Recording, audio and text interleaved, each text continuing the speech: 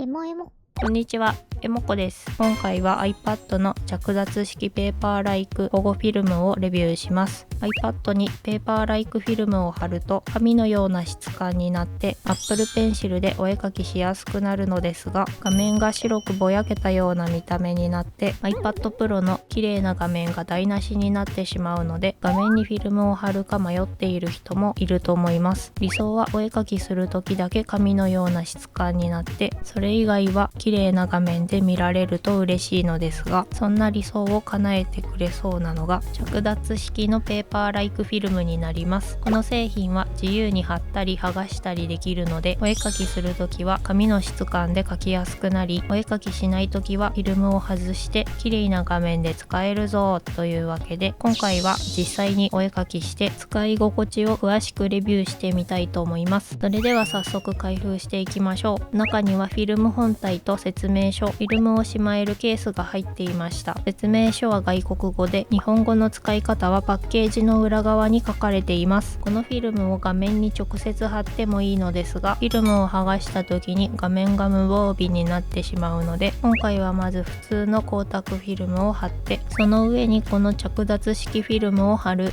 重ね貼り作戦でいきたいと思います。まずはペーパーライクフィルムを貼らずに光沢フィルムに書いてみたいと思います。光沢フィルムは透明度が高いので、ペーパーライクフィルムみたいに画面が白っぽくならないのですが、表面がツルツルしていて少し描きにくいです。今までアナログの紙に描いていた人は画面のツルツルした感じになれるまで描きにくいかもしれません。次はペーパーライクフィルムを貼って描いてみます。このフィルムは端っこに吸着剤がついていて、何度も貼ったり剥がしたりできるようになっています。貼る前に画面のホコリや指紋を取ってきれいにします。切り書きが入っている方をカメラに合わせて両端を合わせて貼り付けます。ずれても貼り直せるので取り付けはすごく簡単です。それでは実際に書いてみたいと思います。ちゃんと紙に書いているような感じで書きやすいです。書き味は普通のペーパーライクフィルムと同じような感じです。ただ画面の白っぽさは普通のペーパーライクフィルムよりもさらに白っぽい気がします。両端の吸着剤のせいでフィルムが若干浮いているので、画面とフィルムの間に少し距離ができて白っぽさが増しているのかもしれません。ベゼルの黒い部分で見比べると分かりやすいのですが、画面が白っぽくなるので、普通に塗っているつもりでも完成した絵をスマホとか別の画面で見ると色が少し濃く見えるかもしれません。あと全体的に少しぼやけた感じになるので、木味を取るか画面の綺麗さを取るかで好みが分かれてしまいそうです。ただ色はフィルムを貼った状態でもちゃんと元の色が分かるくらいには綺麗なので、画面の白さは個人的に許容範囲かなと思います。線画なら色の良し悪しはあまり関係ないので、着脱できる利点を生かして線画を描くときはフィルムを貼って、色塗りの時はフィルムを外すのもありかもしれません。吸着剤にはナノサクションという素材が使われていて、貼ったり剥がしたりしても粘着力が落ちにくくなっています。磁石でくっつけるタイプと違ってフィルムがしっかり固定されるので、お絵描き中に画面に手をつけながら描いてもフィルムがずれなくて快適です。吸着剤に糊が使われていないので、ホコリやゴミがつきにくく、数回付け外ししたくらいだと全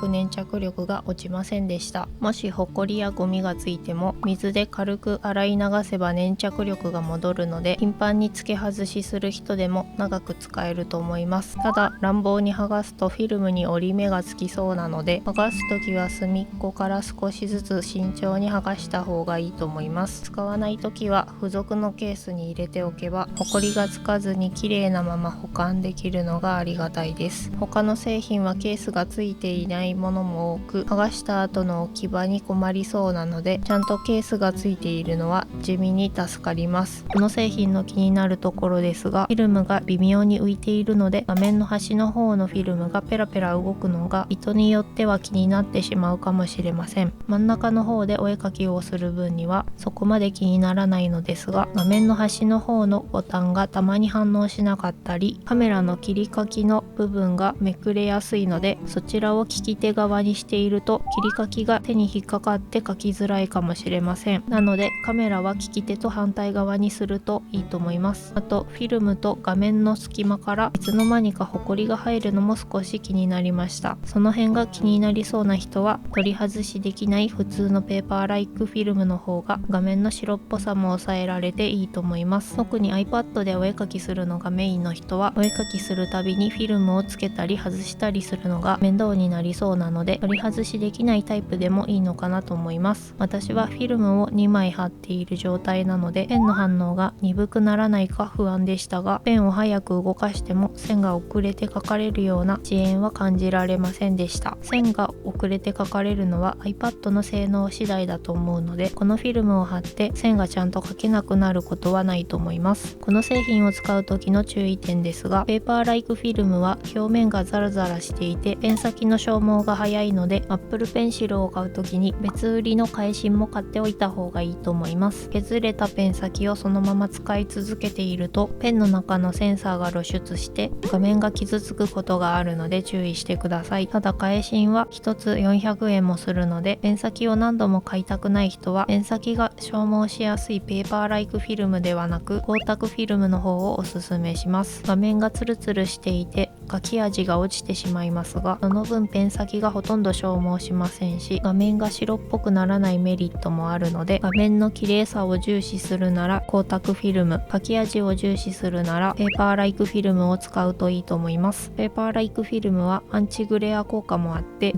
込みが軽減されるので、お絵描きする時に周りのものが映り込んで気になる人にも良さそうです。個人的には自由に取り外しできるお手軽さが気に入ったのでしばらく使ってみようと思います。ただできれば画面が綺麗なままで書き心地が良くなるのが一番いいと思うので、次回は紙の書き味になるペン先を試してみたいと思います。ペーパーライクフィルムを貼って画面をザラザラさせるのではなく、ペン先の方をザラザラさせて紙っぽい書き味にできるらしいのですが、ちゃんとお絵描きに使えるのか実際にお絵描きしてレビューしてみたいと思います。気になる人はチャンネル登録してお待ちください。今回紹介した製品のリンクは動画の説明欄に書いておきます。このチャンネルでは iPad の便利な使い方やお絵描き関連の動画を投稿しています。他にも iPad のお絵描きを快適にするアイテムを紹介していて、肩こり防止のタブレットスタンドや指が痛くなりにくいペングリップ、お絵描きが早くなる片手デバイスなどもレビューしているので、気になる人はそちらも見てみてください。この動画が参考になったよという人はチャンネル登録や高評価、コメントなどしてもらえると動画を作る励みになるのでよろしくお願いします。先日サブチャンネルも開設したので、ちょっとしたガジェットの紹介やメインの方には上げにくいけど、どうしても紹介したいことなんかはサブチャンネルの方に投稿していく予定です。よかったらそちらもチャンネル登録よろしくお願いします。ご視聴ありがとうございました。